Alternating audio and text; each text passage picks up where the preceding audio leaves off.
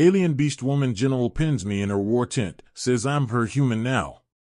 Welcome to the world of science fiction. Comment below where in the world you are watching from today, and if you like this story, don't forget to subscribe.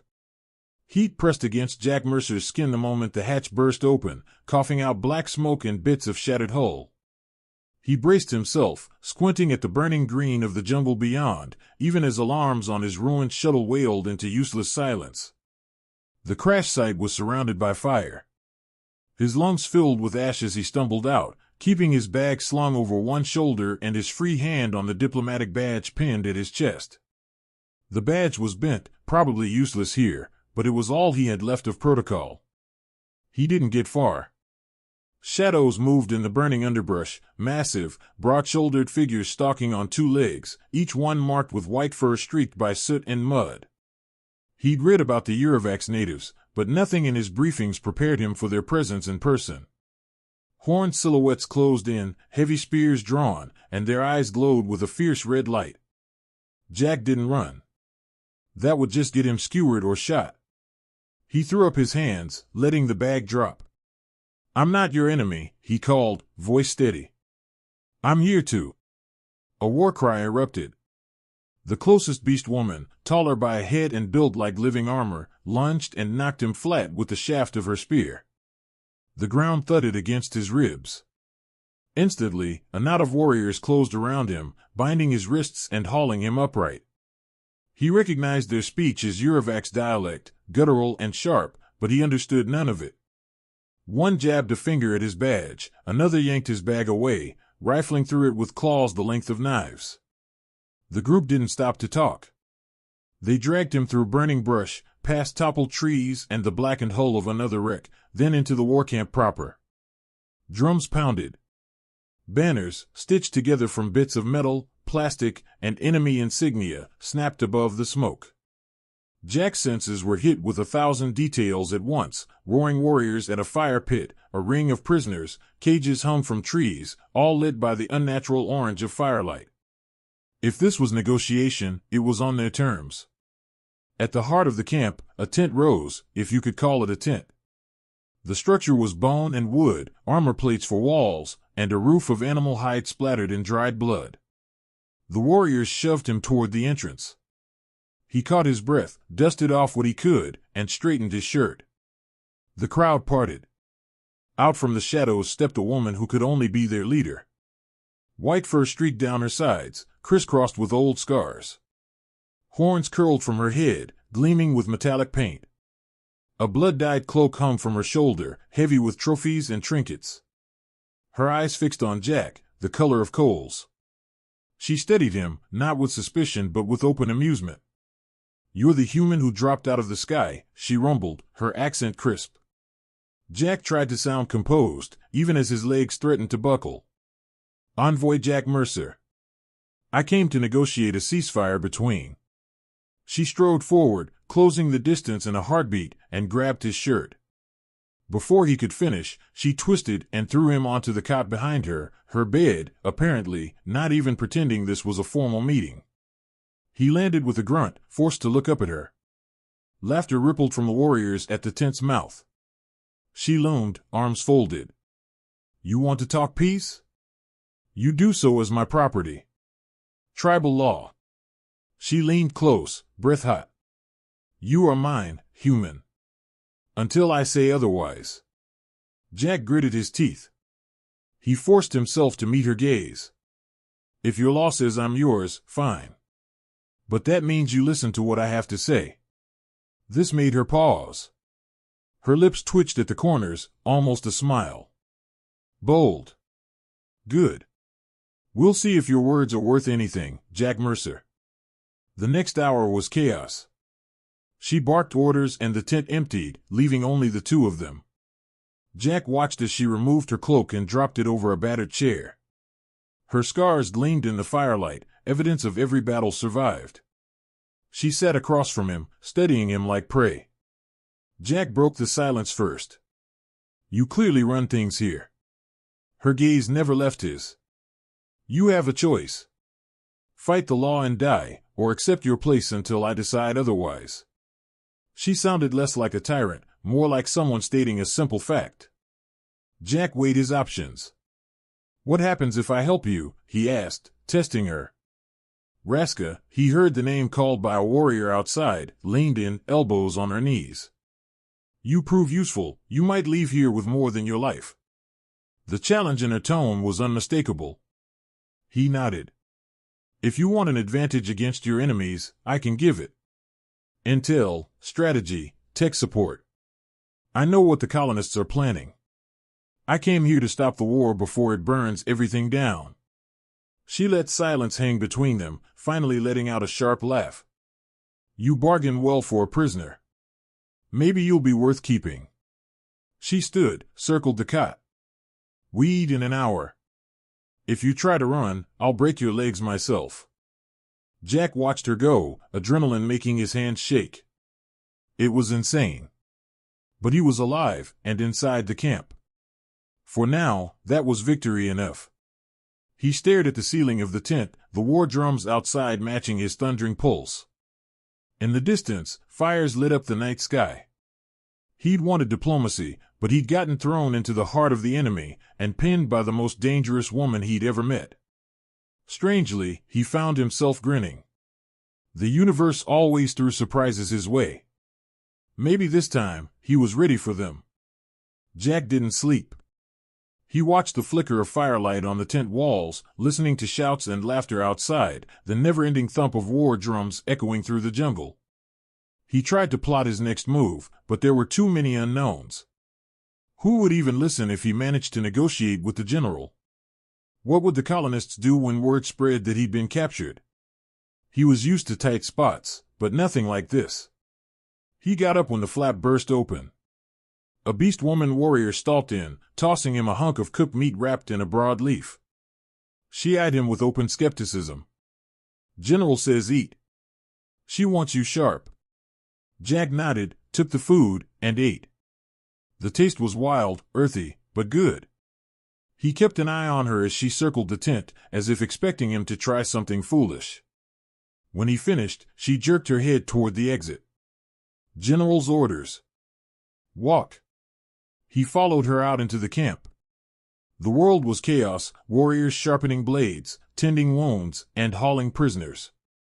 The smell of smoke and roasting meat mingled with sweat and the sharp tang of blood. Eyes followed Jack as he walked, some curious, others hostile.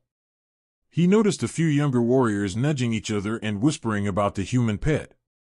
He ignored it. They led him to a clearing in the center of the camp, where Raska stood with a group of her officers, all fierce and scarred. At her feet lay a battered tactical map, and her hands rested on her hips. She looked up as Jack approached, waving her officers away. Jack stepped forward, straightening his back. "You wanted me?" Raska steadied him, then tossed a small comm device at his feet. "Colonist tech. We caught a spy carrying this. You recognize the code?" He crouched, picked it up, and turned it over in his hands. The model was older, military issue, but still dangerous if in the wrong hands. He pressed a button, listened to the static, and switched frequencies. "Yeah, this is human army issue. Whoever had this wasn't just scouting. They were sending information, probably to the outpost north of here." Raska grunted, kneeling beside him. "You know how to read these messages?" Jack nodded, cycling through encrypted bursts until he found a message fragment. "Looks like someone's coordinating attacks from both sides. Not just the colonists either, there's another frequency, not human. Maybe someone wants this war to keep going." She looked at him, red eyes narrow. "You think there's a third faction?" "It's possible," Jack said. "The code on this last channel isn't one I've seen from either humans or your people. If someone's stoking the flames, it explains the timing of those ambushes."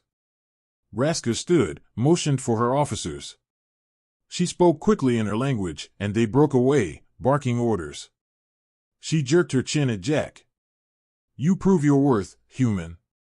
But one act of use isn't enough. Walk with me." They walked through the camp. Raska strode ahead, not bothering to see if he kept up. She led him to the edge of the fire pits, where a group of cubs, beast children, smaller and mostly white-furred, played with makeshift spears. When they saw Jack, they froze, eyes wide. One of the older cubs stepped forward, a little too bold, and poked Jack's leg with his toy spear. "Is he dangerous?" the cub asked Raska. Raska's lips curled into a rare smile. "Only if you give him reason."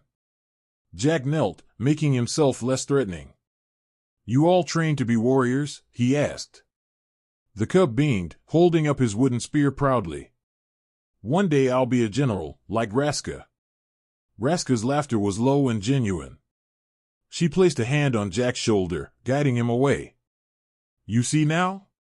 My people are not monsters, just fighters who want to live free. Your colonists bring guns, we answer with claws." Jack said nothing for a moment, thinking of the cub's wide eyes. "Your people have lost a lot, haven't they?" She nodded, then stopped. "We lose family every raid. But we do not break." She glanced at him sideways. "You've seen war before, haven't you?" He hesitated, then nodded. "Not like this. But enough." They returned to the tent. Raska rolled out a map on the cot, her claws tracing the line of the river. "You say a third side is at work. Can you prove it?" Jack studied the map. The attacks on both sides happened within minutes of each other. That's not coincidence. And whoever is jamming the comms doesn't want either side to win. She considered him, then tapped the map. "Tomorrow, you go with my scouts. Find proof. If you lie, you answer to me." He met her gaze, refusing to back down. "If I help you, I want something in return." She snorted, amused. "Already negotiating your price?" He shrugged. "Diplomacy's in my blood. If we find proof, you listen to my proposal. For peace." Raska leaned closer, her horns nearly touching his forehead. "Deal. But betray me, and I will get you before my tribe." Jack managed a wry grin. "Understood." Night settled over the camp. Jack lay awake, replaying the day. He was in enemy territory, but somehow not quite a prisoner. Raska's tribe was wary, but not cruel, at least not without cause. And the general herself, for all her ferocity, seemed willing to listen. Just before dawn, the tent flap rustled. Raska entered, her cloak stained with dew, a handful of strange fruits in her hand. She tossed him one. "Eat. You need strength." He caught it, surprised at her gesture. "Thanks." She sat, watching him. "You're not what I expected, human. Most are cowards or killers. Why risk your life for peace?" He peeled the fruit, thinking. Someone has to try. Otherwise this all ends with more bodies in the mud. She nodded, accepting his answer, and said nothing more. Jack finished eating, bracing himself for what the day would bring. For the first time since the crash, he felt the faintest glimmer of hope. Today, he wasn't just Raska's captive. He was a player in a much bigger game, and he intended to win. Dawn hit the war camp in slow waves, lighting up the battered banners and broken armor strung above the clearing. Jack kept close to the fire pit, rolling his stiff shoulders as the first scouts gathered. The night's fruit sat heavy in his stomach, but his mind was already running through strategy, signals, and the details from the intercepted comm. He'd been in hostile territory before, but nothing like this. An alliance built on threat and necessity, with the eyes of every beastfolk warrior on his every move. Raska emerged, cloak hanging from one shoulder, looking as though she hadn't slept at all. She didn't say a word to him at first, just tossed a battered pack his way and jerked her head toward the edge of camp, where the jungle pressed thick and close. Jack shouldered the pack. "Any advice before I go out with your scouts?" She glanced at him, eyes sharp. "Don't run. Don't try to play hero. You see something wrong, you tell Baku. He speaks your language, not much, but enough." Baku was easy to spot, taller than most, scar across his left eye, and none of Raska's patience. He grunted when Jack approached. "Human." Stay close. Make trouble, I break your arm. Jack flashed a dry smile. I'll try not to embarrass you. Baku didn't laugh, just started moving, and the others, 3 more beast folk, bristling with weapons, followed. The group moved in a loose triangle, keeping Jack in the middle. He found himself adjusting to their silent hand signals, the way they read the ground for tracks or paused at every suspicious sound. They were good, disciplined, methodical, nothing like the savages the colonists' propaganda had painted. Within an hour, the jungle gave way to old battlefield wreckage, melted metal, snapped trees, and scraps of ruined tech half swallowed by roots and vines. Jack crouched, spotting a patch of scorched earth that didn't match the surrounding burn patterns. He gestured to Baku. Baku squinted, kneeling to examine the site. Plasma fire. Not ours. Not yours either. Too clean. He shot Jack a look. This your third faction? Jack nodded, heart pounding. He knelt, fingers brushing a melted comm beacon hidden in the debris. Encrypted. Not colonist issue, and definitely not handmade. He pocketed it, taking a quick scan with his wristpad. Someone's been monitoring both sides. These beacons piggyback on any comm signal, listening, then jamming or spoofing transmissions. One of the beast folk, a younger scout named Vera, nudged a fresh footprint with her toe. Not one of ours, she muttered. Too narrow, wrong gate. Baku grunted approval, then gestured for the group to move out. They followed the tracks, Jack's nerves thrumming with every step. Whatever they were chasing, it was close, and the tension among the scouts was thick enough to cut. Suddenly, a shriek cut through the jungle. The scouts dropped into cover, spears at the ready. Jack hit the dirt, scanning the undergrowth. From the shadows, a small beast child, no more than 6 or 7, covered in ash, bolted into the clearing, pursued by a pair of masked figures wielding off-world plasma blades. Jack didn't think, he just moved. He scrambled forward, yelling for the child to duck. The nearest masked figure slashed at him, but Jack managed to dodge, grabbing a fallen branch and swinging hard. The blow cracked across the attacker's mask, sending them sprawling. The second attacker turned, surprised, and Vera hit them low, knocking the weapon from their hand. Baku and the others swarmed in, finishing the fight in seconds. The attackers tried to flee, but the scouts moved too fast. Jack shielded the child, keeping low, heart thudding in his chest. The attackers, cornered and disarmed, hissed a few words in a guttural language Jack didn't recognize. Baku tore the mask from one, revealing not a beast folk or a human, but something in between, a hybrid, with gray skin and the telltale crimson eyes. Jack frowned, adrenaline fading. That's who's behind this. They're not just spies, they're saboteurs. Baku hauled the prisoners up. General will want to see these. The scouts formed up, Jack carrying the exhausted child. The march back to camp was tense. Jack's mind raced. Hybrids meant genetic engineering, off-world tech, a hidden player pushing war for their own gain.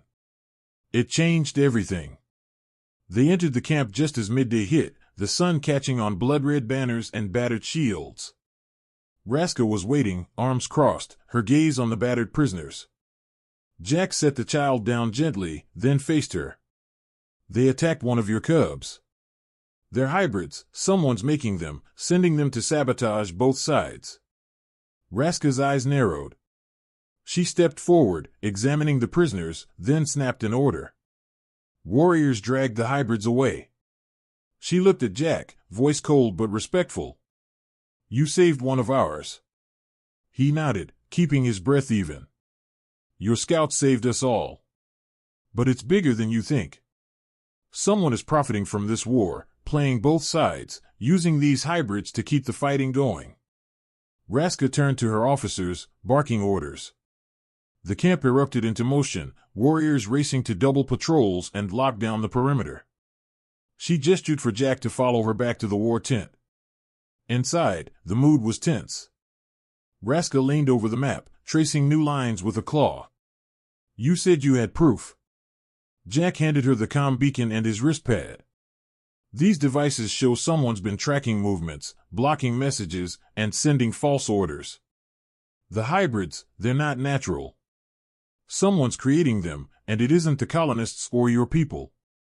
Raska studied the evidence, jaw tight. Why would anyone do this? Jack met her gaze, steady. Chaos is profit. Maybe someone wants both sides weak, easy to control. Maybe it's about resources, or a way to keep outside powers distracted.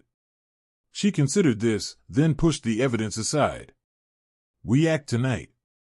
You stay close. If you're right, this ends with us exposing whoever's behind it. He nodded. I'll help however I can. Raska's gaze lingered. You risked your life for a child. My people will remember that. Jack allowed himself a small, tired smile. I'm not here to watch more kids die, Raska. I want this to stop. She nodded, understanding. For the first time, Jack sensed genuine trust in her eyes, not just necessity. Night fell fast, torches and fire pits flaring against the dark. The camp was a fortress, everyone on edge. Jack prepared himself for what was next, knowing the game had changed. He was no longer just a prisoner or a pawn, he was a part of the fight now, and the stakes were bigger than he'd ever imagined. The jungle burned differently at night. Instead of chaos, there was a controlled intensity. Raska's camp became a living organism, warriors moving like blood cells through arteries, tense but precise. Jack was given a simple task: stay by Raska's side, listen, and keep his head low. Inside the war tent, the mood was sharper than before. Raska hunched over her map, drawing new lines, marking likely infiltration routes. Her officers brought in reports, sightings of more hybrid saboteurs at the river, signs of signal jamming closer to the supply caches. The Beastfolk tribe was closing ranks, and the enemy was on notice. Jack stayed silent at first, watching the way Raska thought through every angle. Finally, when the officers filed out, he spoke. You have loyal people. That matters more than numbers. Raska smirked. Numbers help. But they don't win wars, survivors do. She glanced at him, not unkindly. You're different, human. Not just soft words. You act. Jack shrugged. You threw me into the fire.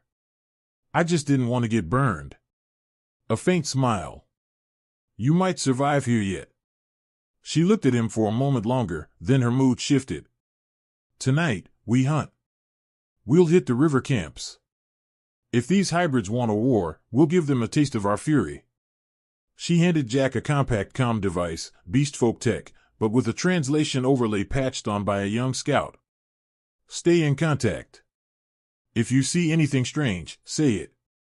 He nodded, slipping it into his belt. What about your prisoners? Any leads?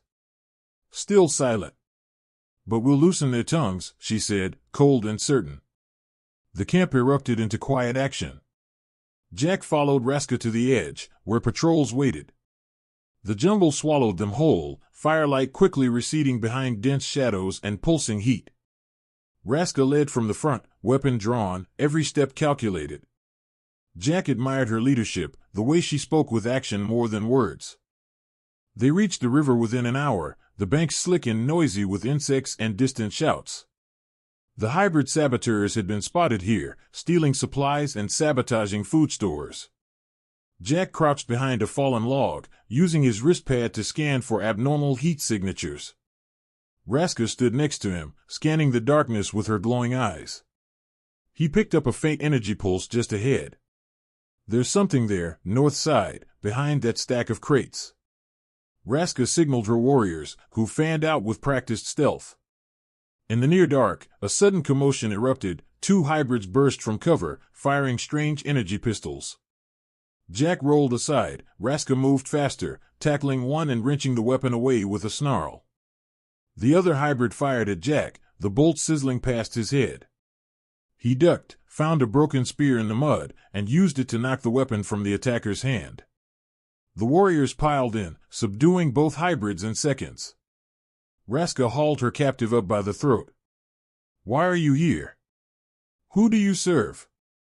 The hybrid spat at her feet, shaking with a mix of fear and defiance. Raska bared her fangs but didn't break him. Instead, she turned to Jack. "You're the diplomat. See if he'll talk." Jack approached, wary. "You can end this now." "Who's sending you?" The hybrid sneered. "No one you can stop, human. This planet's future is already sold." Jack frowned. "To who? Offworlders? Pirates? Corporations?" No answer, just another sneer. Raska slammed the hybrid against a tree. The other one, wounded but still conscious, rasped, "You don't understand. No one here is safe. Not humans, not beast folk. They want it all." A shot rang out from the shadows. One of the hybrids jerked, collapsing with a hole in his chest. Raska spun, growling, as Jack hit the dirt. He scanned the tree-line, catching a glimpse of movement, someone fleeing, silent as a shadow. "Sniper," Jack said, crawling over to the dying hybrid. He was silenced before he could say more. Raska swore under her breath. Her warriors swept the area, but the shooter had vanished. Jack checked the body. The wound was clean, an off-world slug, not native weaponry. Raska knelt beside him, anger flickering in her eyes. "We're being watched. Every move."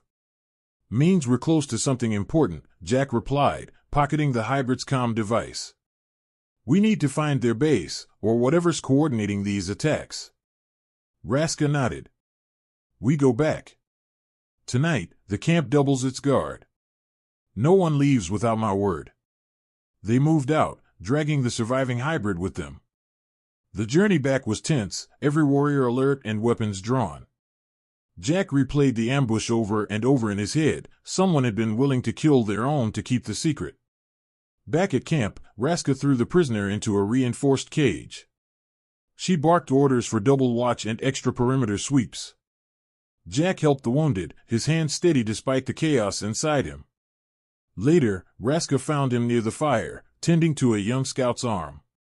She crouched beside him, quieter now. "You did well. Your quick thinking saved lives." Jack looked up. "Not enough. Whoever's pulling the strings, they're willing to burn everything just to stay hidden." She watched him, considering. "You think you can find them?"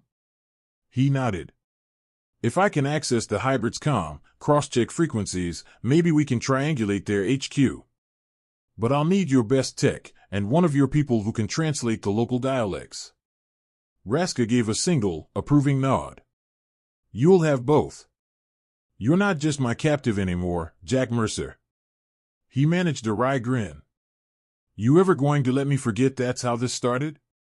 She almost smiled. "Not a chance." Night deepened.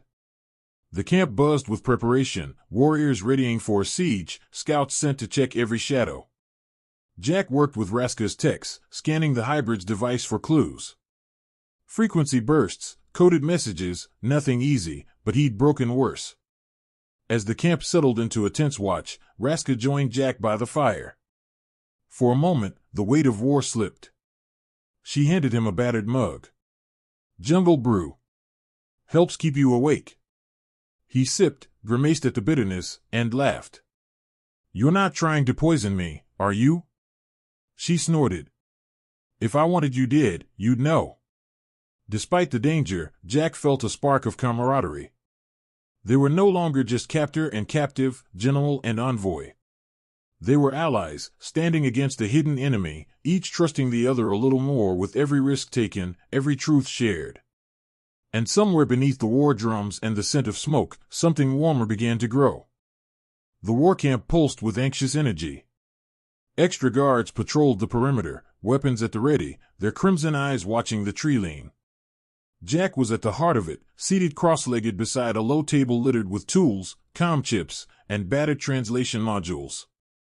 Across from him, a young Beastwoman named Nira worked quietly, her claws surprisingly nimble as she pried open a hybrid's comm device. Raska hovered nearby, arms crossed, her gaze flicking between the makeshift tech lab and the camp beyond. She trusted few with the tribe's secrets, but tonight, Jack and Nira were essential. He watched Nira isolate a circuit, her ears twitching with focus. "Try the green lead," Jack said quietly. "That should patch in the audio." She grunted, following his suggestion. Static burst from a small speaker, followed by garbled code, short, clipped syllables that made no sense to Jack, but Nira's ears flattened.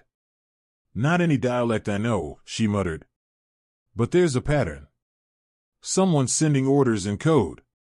Jack adjusted the tuner, eyes narrowing. "Let's record everything. I'll run it through my decrypt back at the tent." Raska watched the two work, then broke her silence. "You're sure you can trace it back to the source?" Jack nodded, confident steady. "If they're still sending, yes. Every transmitter leaves a fingerprint, even these custom jobs." Raska grunted approval and left to check on the patrols. Jack turned back to the device, his mind busy with possibilities. If he could triangulate the signals, maybe he could find the Shadow Faction's base, end the cycle of sabotage. An hour passed before the signal repeated. Nira's face lit up. "There. That's the same burst as before." 3 times, short pause, then a long one. Jack jotted down the sequence. "Let's try a frequency spread. I've got a colonial listening post schematic, maybe we can piggyback their network." Nira nodded, eyes sharp. "You're smarter than you look." Jack grinned. "Don't let the general hear that. She still thinks she owns me." Nira's ears flicked in amusement, but she sobered as the static cleared.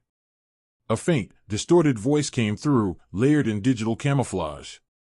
Jack strained to catch fragments. "Package secured, River Delta, new orders, eliminate evidence." He met Nira's gaze. "They're moving. River Delta, close to the old supply depot, right?" She nodded. "We used it before the last raid. Good cover. Plenty of tunnels." Jack shoved everything into a pack. "Let's go." Raska intercepted them as they crossed the firelight. "What did you find?" Jack explained quickly. "They're relocating, fast. If we hit the Delta now, we might catch them before they disappear." Raska's eyes glinted with resolve. She shouted for her lieutenants, rallying a small strike team. "You ride with me, human. You too, Nira." Within minutes, Jack was on a stolen graph sled, clutching the rails as Raska steered through the dense jungle. The moon bled through the smoke, painting the trees with shifting silver. Jack's nerves buzzed with anticipation. For the first time, he was leading the charge rather than just reacting. They arrived at the Delta, engines down, moving on foot. The supply depot was half buried by vines, its metal doors pried open. Raska led from the front, signaling silence as her warriors fanned out. Nira stuck close to Jack, her senses on high alert. Inside, they found chaos. Empty crates, scorch marks, and the scent of burnt ozone. Jack moved quickly, searching for the source of the signal. His wristpad pinged, a hidden hatch in the floor, camouflaged under debris. "Here," he hissed. Raska and 2 warriors pulled the hatch open. A short ladder led into the earth. Raska didn't hesitate, dropping down, and Jack followed. Below, a tunnel network sprawled, old supply corridors, now humming with low light. Voices echoed, not beastfolk, not human, but that same hybrid dialect. Jack pressed himself to the wall as shadows moved at the corridor's end. Raska tapped his shoulder, pointing. "Your call, human. They have weapons." Jack considered, then whispered, "Let's hit them from both sides. I'll draw them out, you circle behind." She nodded, already moving. Jack edged into the open, voice steady. "You're surrounded. Drop your weapons and come out." There was a pause. Then gunfire ripped down the hall. Jack ducked behind a crate, returning fire with a captured pistol. Raska's team swung in from the flank, catching the hybrids in a crossfire. The skirmish was fierce but short. The enemy, desperate, made mistakes. When the last hybrid fell, Jack swept the area for evidence. He found a data terminal still plugged into the wall, blinking. Nira rushed over, pulling data chips from the core. Got it, she breathed. It's a manifest. Names, supply drops, payment logs. Jack scanned the files. The Sender, an off-world syndicate, had orchestrated everything, paying hybrids to keep the war alive, selling out both the colonists and the beastfolk to whoever bid highest. Raska came over, breathing hard. What does it say? Jack handed her the tablet. Proof. Your enemy, and mine, isn't even from this planet. Someone's been playing us all. She absorbed this, jaw clenched. We show this to the tribes. They won't fight for someone else's gold. Nira nodded. But we have to move. More will come. Jack agreed. We need to get this to your council and transmit to my command. If we're fast, we can force both sides to the table before anyone else gets killed for someone else's war. Raska looked at him, respect clear. You've done more than any envoy I've met, Jack Mercer. Jack shook his head. We did this together. Back above ground, they mounted up and raced for camp, Raska's warriors roaring with triumph. Jack's heart pounded, not just from victory, but from the way Raska glanced back at him, pride and something gentler in her eyes. The camp received them as heroes.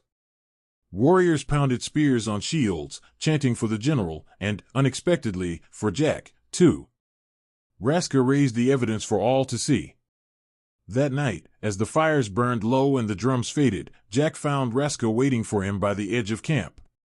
She stood in silence for a moment, then offered him her battered victory cloak. Tonight, she said quietly, you fought as one of us. Jack took the cloak, understanding the weight of the gesture. He wrapped it around his shoulders, grinning as Raska allowed herself a rare, genuine smile. For the first time, they stood side by side, not as enemies, not as captor and captive, but as partners. And for the first time, the future felt like something worth fighting for. The following days were a whirlwind. Word of the strike at the Delta spread fast through the camp. Warriors gathered around the fire at night, speaking in low voices, and Jack noticed a change in their eyes when they looked at him. He was no longer just a captive. He was a part of something bigger. Raska had kept him close, discussing plans with him more openly. Her trust in him had grown, as had his respect for her. The general was a leader in every sense, calculating, but always with a fierce loyalty to her people. She knew how to use Jack's skills, his knowledge of colonial tech and tactics, and she valued his input. Still, Jack couldn't shake the feeling that something was about to go wrong. The enemy, whoever they were, wouldn't sit idly by. The syndicate that had been pulling the strings wasn't going to let their war machine fall apart without a fight. Raska had called for a council meeting to decide their next move. She'd invited Jack along as her advisor, a title that earned raised eyebrows from many of the older warriors. He didn't mind. He wasn't there to be liked. He was there to end the war. The council met in a large circular tent at the heart of the camp. Around a fire pit, Raska sat at the head, with her most trusted warriors flanking her. Jack stood off to the side, quietly observing. The tension was palpable. The beastfolk weren't just warriors, they were a tribe, and this was their home. They had lost much already, and now Raska was pushing them into a new kind of war. We need to find their base, Jack said as Raska leaned forward to speak with her officers. This syndicate's not going to stop. If they're using hybrids to fuel this war, they're going to want to shut us down before we make any real noise. Raska glanced at him, then turned her focus back to the council. We go to the river. It's our only chance to stop the shipment of weapons and supplies. The council members murmured, but one of the older warriors, a grizzled beastman with a jagged scar across his chest, spoke up. We don't need more bloodshed. The colonists are just as caught up in this as we are.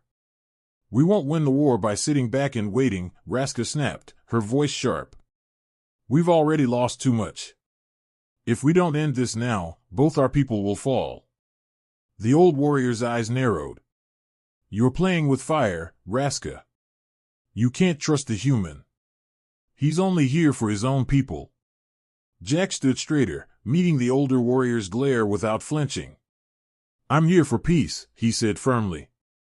"I didn't start this war, but I will help end it." The warrior's lips curled into a sneer. "We'll see, human." Raska's voice cut through the tension. "Enough." She turned to her officers. "We move at dawn. Prepare the warriors. If the Syndicate wants to see the strength of the Eurovax, they'll get it." Dawn broke with an unusual stillness, the air thick with anticipation. Jack followed Raska as she made her way to the edge of camp, where the scouts were already waiting, prepared for the long trek into the jungle. His mind raced with plans, calculations, and the growing sense that they were running out of time. The Syndicate would be expecting a counterattack. They might even have planted more traps to slow them down. Raska gave him a sharp look as she led the group into the forest. "Stay close. We move as one." They traveled in silence for hours, navigating the dense underbrush with practiced ease. Jack's muscles ached from the constant motion, but he pushed forward, focused on the task at hand. The path ahead was treacherous, filled with pitfalls and hidden dangers. But with Raska leading the charge, he knew they had a chance. By midday, they reached the outskirts of a clearing. The river delta stretched out before them, quiet and still, as though it were holding its breath. Jack's instincts screamed that something was wrong. The water was too still. There should have been movement, signs of life. The Syndicate's operation was close, but the place felt like a trap. Raska motioned for them to stop, her sharp gaze scanning the surroundings. "Something's off," she muttered, her hand on the hilt of her blade.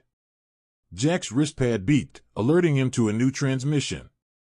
He pulled it from his belt, eyes scanning the screen. It was a signal from the hybrid comms, faint but unmistakable. The message was simple: prepare for the final push. Jack's stomach dropped. The Syndicate was moving. They knew they were coming. "They're here," Jack said, his voice low. "We need to move now." Raska gave a quick nod, signaling for her warriors to fan out. "Go. Find their base." The jungle erupted into action. Jack stayed close to Raska, heart pounding as they pressed forward. The river delta was more than just a hiding spot, it was a fortified position, one that the Syndicate had clearly reinforced. Jack's mind raced as he worked through the possibilities, trying to pinpoint their location. Suddenly, a series of explosions rocked the ground, sending shockwaves through the jungle. The air was thick with smoke and the acrid scent of burning debris. Jack dropped to the ground, covering his head as the noise rang in his ears. Raska shouted orders, rallying her warriors, but Jack's focus was elsewhere. He spotted movement to the north, figures slipping through the smoke. They weren't just running, they were preparing to make their stand. "We've found them," Jack said, pulling Raska's attention to the figures in the distance. "This is it. We need to hit them now, or we lose the advantage." Raska nodded, her eyes burning with determination. "We move as one. Attack."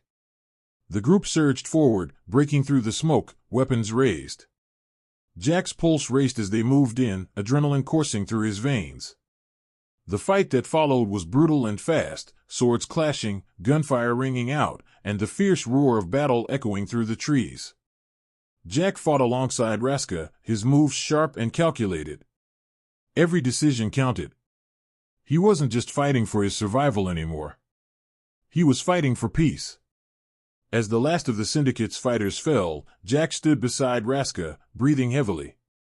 The battlefield was littered with the wreckage of the Syndicate's operations, burned-out crates, shattered weapons, and the bodies of those who had played both sides. Raska turned to him, her eyes intense. "You did well, Jack Mercer. We'll need to move quickly to ensure the colonists don't retaliate." Jack nodded, wiping blood from his cheek. "It's not over yet. But we've dealt them a blow." Raska's gaze softened for just a moment. "You're more than just a prisoner. You've earned your place here." Jack looked at her, his heart heavy with the weight of their shared struggle. "I'm here to help. Nothing more, nothing less." Raska's expression hardened again, but there was something else in her eyes. Something that wasn't just about war. We fight together, she said, voice low but certain. And for the first time since the crash, Jack felt like he wasn't just a pawn in someone else's game. He was part of a family, one that would fight until the very end. The aftermath of the battle left a strange quiet hanging over the camp. The air smelled of smoke, burnt metal, and the sharp sting of sweat. The Syndicate's forces had been decimated, their operations destroyed, but Jack knew this wasn't the end. The battle had given them a much-needed advantage, but the war was far from over. Raska stood at the center of the camp, her eyes scanning the horizon. She didn't wear her victory lightly. There was no celebration, no pride. Only a steely focus, the weight of command resting heavily on her shoulders. Jack approached her slowly, his steps deliberate. The firelight flickered across her fur, casting long shadows. The warriors who had fought beside them moved around, tending to the wounded and preparing for what might come next. There was no time for rest. "You're quiet," Raska said, without turning to face him. Jack hesitated for a moment before speaking. "We've won a battle. But we haven't won the war." Raska finally turned, her expression unreadable. "You think they'll stop after this?" "No," Jack replied. "If anything, they'll be angrier. This was just one of their fronts. The Syndicate has too much to lose." She nodded slowly, considering his words. "You're right. We'll need to stay vigilant. The colonists won't trust us any more than they already do. And they won't stop pushing," Jack added. "But we've got the proof now. We can force them to the table, even if they don't want to." Raska's gaze lingered on him for a moment, and Jack caught the flicker of something in her eyes. It wasn't just the weight of leadership anymore. She was thinking beyond the war, and it made Jack uncomfortable. He didn't have the luxury to think about what might come after. "Tonight, we send word to the colonies," she said, snapping him back to the present. "The peace talks will begin. But we don't make demands. We offer them an ultimatum. If they want this to end, they'll have to work with us." Jack nodded, but the pit in his stomach didn't ease. Peace was always a fragile thing, especially in situations like this. Raska had no guarantees, and neither did he. There was too much at stake for any of them to relax. Later that night, as the camp settled into a rare moment of quiet, Jack found himself standing by the edge of the firelight, his thoughts a whirlwind of possibilities. The war had shifted. He had done his part. But now came the hardest part, convincing both sides to trust each other enough to negotiate. The flap of a tent rustled behind him. He turned to see Raska approaching, her silhouette framed by the light of the fire. She moved with purpose, her eyes scanning the area before locking onto him. "Everyone's in position," she said. "We leave at first light to deliver the message." Jack's mouth was dry. "Are you sure about this? Trusting the colonists after everything?" Raska shrugged, but there was no humor in her movements. "We don't have a choice. If they don't come to the table, it's over for both our people. But I'm not doing this for them. I'm doing this for my people." Jack didn't respond at first. He understood that. He had seen the fear in Raska's eyes when they first met, that steely determination to protect her tribe. And in some way, that same fire burned in him. He didn't want to see any more suffering, for either side. The colonists might not be the enemy here, this syndicate was. "We'll do what we can," Jack said, voice quieter than he intended. "But it's not just the humans we need to convince. It's the beast folk, too." Raska's eyes softened, just for a moment. "They'll follow me. As long as I show them we're doing this for the right reasons." Jack met her gaze, searching for the doubt he'd expected to see. There was none. She was resolute, as always. "So, what now?" Jack asked. "We wait?" Raska's smile was brief, fleeting. "We prepare. Tomorrow, we march." And if the peace talks fail, she didn't finish the sentence, but the unspoken threat lingered between them. Both sides would suffer, but at least they would be fighting for something. The fire crackled behind them as they turned toward the camp, and Jack's thoughts drifted to the future. There was no guarantee that any of this would work.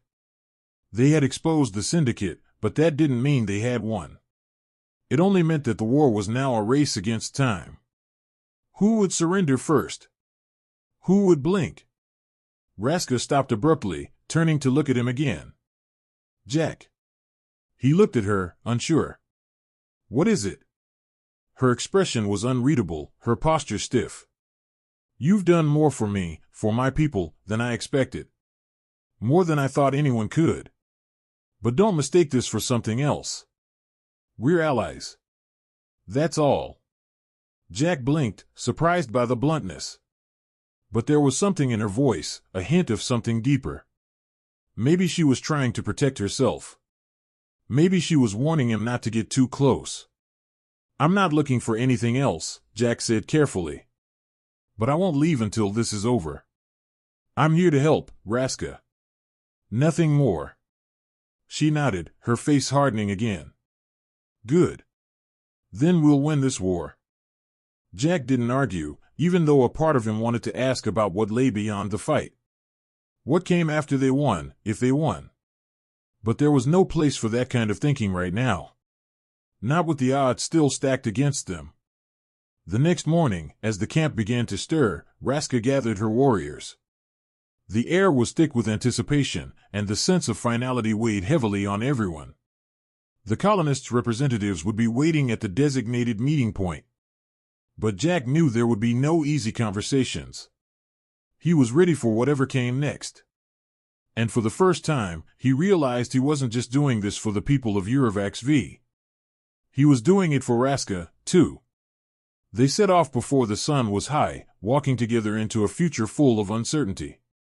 But for now, they had a single purpose, to end the war before it consumed everything they had fought for.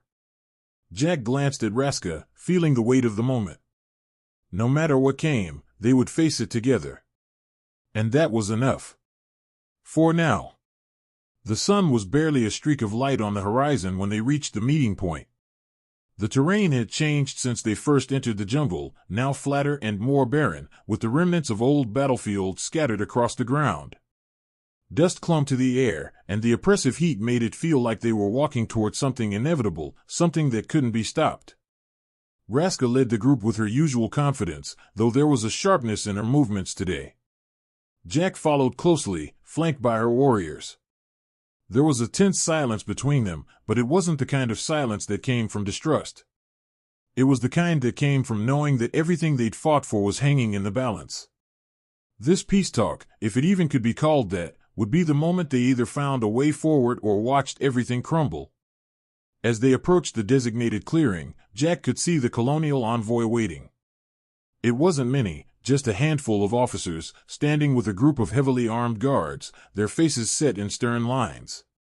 There was no friendly handshake, no warmth in the air between them. Just the quiet anticipation of a negotiation that could mean life or death for both sides. Raska halted the group a few meters from the envoy. She stood tall, her crimson eyes scanning the colonial officers with a mix of suspicion and calculation. Jack couldn't help but admire the way she handled herself. She was more than just a general, she was a leader, forged by years of struggle and survival. Stay close, Raska muttered, her voice low. If this goes sideways, I won't hesitate. Jack didn't need to be told. He was already prepared. He'd worked his entire life to be prepared for moments like this. Negotiation, strategy, and above all, knowing when to fight and when to talk. But this situation was different. It wasn't about the words they spoke, it was about what those words would cost them. Raska stepped forward, her warriors flanking her, and Jack walked beside her, their silent unity unmistakable. The colonial officers watched them with hard eyes, but the tension in the air was thick, neither side willing to make the first move. A man at the front of the colonial delegation stepped forward, his uniform sharp and military. His eyes flicked briefly to Jack before locking onto Raska. General Raska, we meet under the terms you've set. But know this, the human presence here is a violation of our accords. Raska didn't flinch. Your accords have failed. You've allowed your people to be manipulated, just as much as we have. Jack spoke up then, his voice clear and steady. I came here for one reason, to stop a war that was never meant to be fought. Neither of us is the enemy here. The syndicate is. The colonial officer, Commander Hayes, sneered. Your accusations are flimsy at best. The syndicate is an opportunistic group, but it does not speak for us. We have no control over them. Maybe you don't, Jack shot back, but your people are just as responsible for this war as anyone else. You've been playing both sides, lining your pockets while the rest of us suffer. The words hung in the air for a long moment. The other officers shifted uncomfortably, and Jack could see the cracks in their confidence. Hayes didn't speak for several seconds, his eyes flicking between Raska and Jack. He had the look of someone realizing the game they thought they were playing was quickly slipping out of their control. You've broken the terms of our negotiations, Hayes finally said, though his voice was less certain than before. You've allied with the enemy. Raska's laugh was low and dangerous. I'm not your ally. I'm the one who's going to stop you from making the same mistakes over and over again. We've seen what you're capable of, Commander. You may think you control the situation, but you don't. You never did. Jack took a step forward, his tone firm. The war ends now. You'll pull your forces back. You'll stop supporting the syndicate. If you don't. Hayes cut him off with a sharp motion. We won't be bullied by you, human. You're nothing but a pawn in a game you don't understand. I understand enough, Jack said, his voice low but steady. I understand that you're willing to sacrifice both sides for your own gain, and that's where you're wrong. You don't control this war. We do. The people do. The word struck hard, and Jack saw a flicker of something, maybe doubt, maybe fear, in Hayes' eyes. It was subtle, but it was there. The man wasn't used to being challenged, not like this. For a moment, it felt like the weight of everything was in Jack's hands, like the entire outcome of this war hinged on the decision these men were about to make. Raska stepped forward again, her voice cutting through the tension. You'll listen, or you'll face the consequences of your inaction. Your people will pay for this, just as much as mine. There was a long silence before Hayes spoke again, his voice lower now. You've made your point, General. But you underestimate how far we're willing to go. Raska didn't flinch. No. You underestimate what happens when you push us too far. Jack took a breath, watching the moment unfold. He didn't want a war. He didn't want any more bloodshed. But this wasn't about winning battles anymore. It was about stopping something much worse from happening. We can end this now, Jack said, his voice steady. But it has to be now. You need to stand down. Both of you. Hayes glanced at his officers. They exchanged looks, and for the first time, it seemed like the weight of the situation had reached them. Hayes turned back to Jack, his face taut with the realization that they had no choice. Their options were running out. After a moment of tense silence, Hayes spoke again, his voice clipped. We'll withdraw our support. For now. But if this is some kind of trap, Raska, you'll regret it. Raska's lips curved slightly, a hint of triumph in her eyes. We don't need your support. We need peace. The negotiation was far from over, but the first steps had been taken. Jack felt the weight of what they had accomplished, but there was no time to rest. They still had to secure their position, ensure the colonists held their end of the bargain, and deal with the fallout from the syndicate. But for the first time in a long while, Jack felt a sense of hope, something he hadn't allowed himself to feel before. As they left the meeting, Raska's voice was low beside him. You did well, human. I didn't expect you to hold your ground like that. Jack gave a half-smile, though his eyes were sharp. You weren't the only one who needed to learn how to negotiate. Her gaze lingered on him, thoughtful. Maybe there's more to you than just a diplomat. Jack didn't respond. They had time for that later. Right now, there was still work to do. The war was over, but the real fight had just begun. The days following the negotiation were tense. The peace talks had been agreed upon, but both sides, colonial and beast folk, were still unsure of the other's intentions. Jack had hoped that the momentary victory would be enough to foster trust, but he knew better. There was always resistance, always the fear of betrayal lurking beneath the surface. Raska kept him close, as expected. She trusted him, but there were still moments when she would watch him, her sharp gaze assessing, calculating. It was a look that both unsettled and reassured him. She wasn't the type to rely on anyone blindly, but he'd earned her respect, and that counted for something in a place like this. The camp was quieter now, the warriors preparing for the next phase of the plan.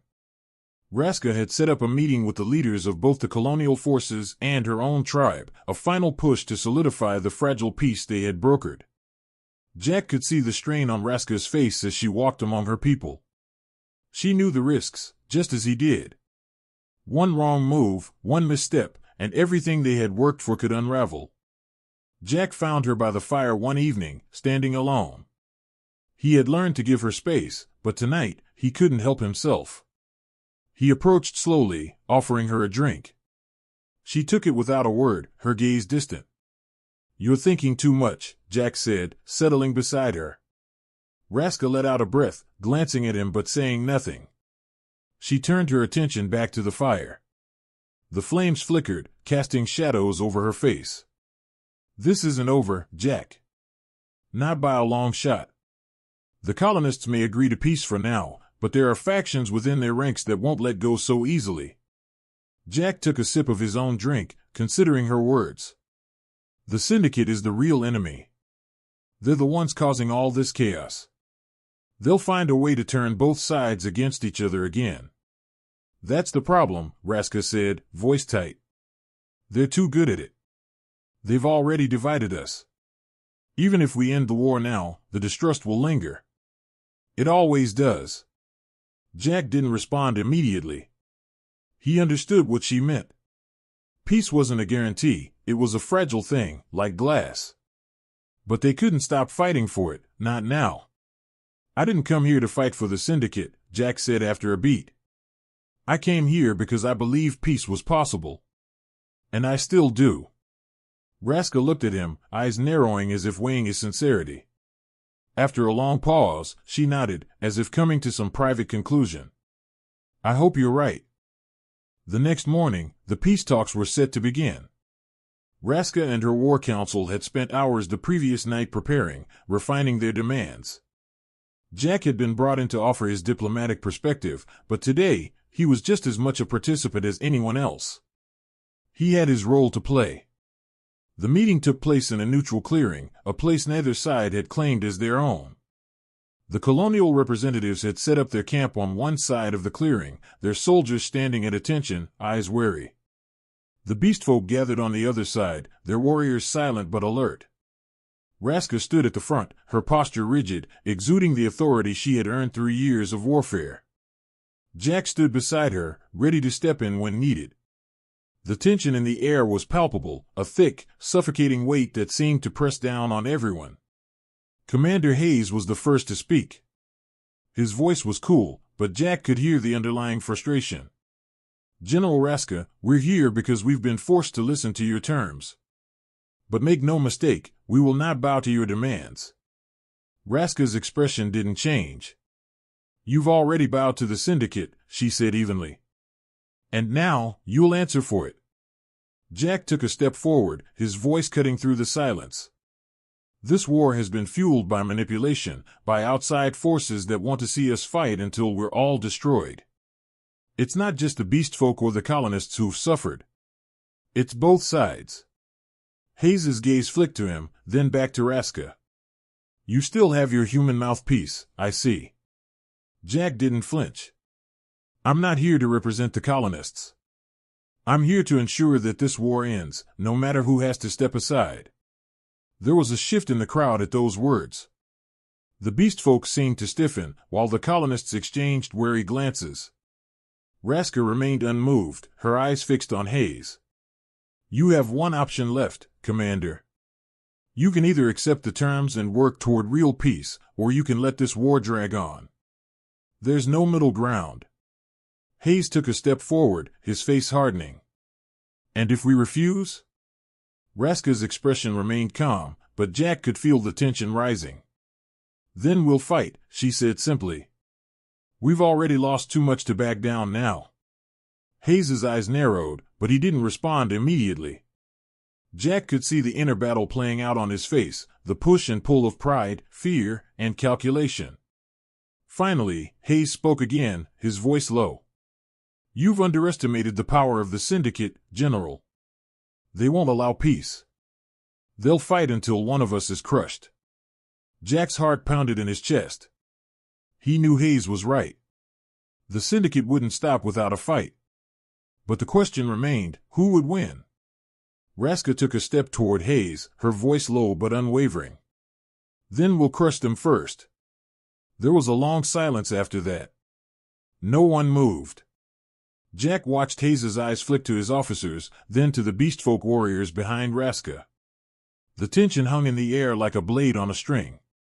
For a moment, it seemed like the entire negotiation might collapse. Then, to everyone's surprise, Hayes sighed. "You have your peace, General. For now. But don't think this is over. The Syndicate will return. And next time, it won't be just the colonists fighting." Raska's lips curled slightly. "We'll be ready." With that, the peace talks were concluded.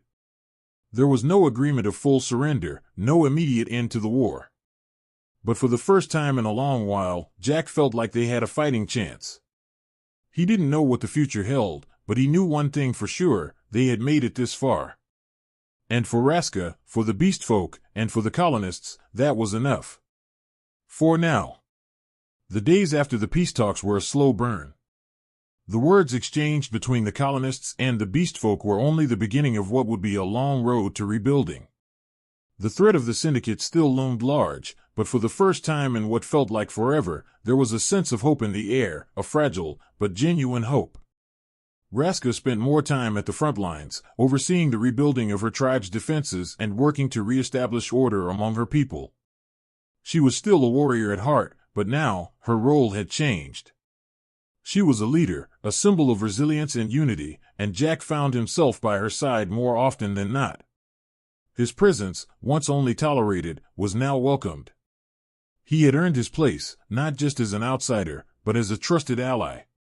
In the quiet moments, when the camp settled into its nighttime rhythm, Jack and Raska would find each other. They no longer spoke of the war, nor of the politics that had once divided them. They didn't need to. The battles were over, at least for now, and the only thing left between them was a deep, unspoken connection. One night, as the camp prepared for a new round of talks, Jack found Raska alone near the river. The moonlight reflected off the water, casting a silvery glow on the land. She stood at the water's edge, her posture still rigid, but there was a softness in the way she stared out at the horizon. "Raska," Jack called softly, stepping closer. He didn't want to disturb her, but he also couldn't stay away. She turned slightly, her eyes catching the light, her expression unreadable. "What are you doing here, human?" Jack shrugged, his voice light. "Thought I'd see if you were still planning to save the world all by yourself." Raska's lips twitched into a faint smile, but it was gone as quickly as it appeared. "Someone has to. The world doesn't fix itself." Jack stepped closer, stopping just a few feet from her. He could feel the weight of her words, the burden she carried. "You've done more than most. You've saved your people. You've saved them all." Raska didn't respond at first. Instead, she turned her gaze back to the river, her fingers tracing the edge of the water. "I'm not sure I believe in the peace we've made. I've seen too much, too many lies." "I know," Jack said quietly, his tone understanding. "But it's a start. And it's not just the peace we're fighting for anymore, Raska. It's the future." She looked at him then, her gaze softening just a little. "You think there is one?" Jack took a step forward, his heart beating a little faster. "I don't know what the future holds, Raska. But I know that right now, we've got a chance. A real one." She studied him for a long moment, and Jack could see the walls she had built around herself starting to crack, just slightly. Raska wasn't used to letting anyone in. She had trusted few in her life, but there was something about Jack, something about the way he had fought beside her, not as a subordinate, but as an equal, that had caused her to lower her guard. "Maybe," she said, her voice barely above a whisper. "But I don't know if I can let go of everything I've built, everything I've lost." Jack stepped even closer now, the distance between them almost gone. "You don't have to let go of anything. But you don't have to carry it alone either."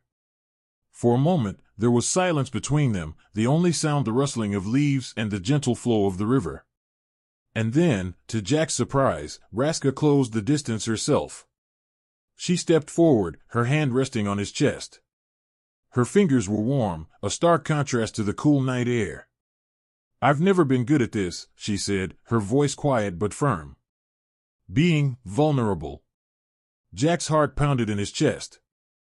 He reached out, his hand brushing against hers. "I'm not asking you to be perfect, Raska. I'm just asking you to trust me. Just for a little while." For a long time, Raska didn't answer. Then, slowly, she tilted her head up, her lips a fraction of an inch from his. "You've made it hard to ignore, human." Jack smiled, a slow, genuine grin that felt like the weight of everything, of the war, the struggle, the unspoken tension, finally lifting. "I'm not going anywhere, Raska. Not unless you make me." She didn't make him wait any longer. With a slight shift, she closed the space between them, her lips meeting his in a kiss that was as simple as it was powerful. It was slow at first, tentative, but then the floodgates opened. Everything Jack had held back, the fear, the hope, the yearning, poured into that kiss. And Raska, the general, the warrior, the woman who had been so careful with every part of her life, let herself feel it, too.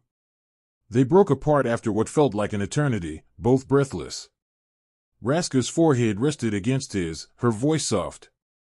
"This changes things." Jack's smile didn't fade. "Maybe. But for the better."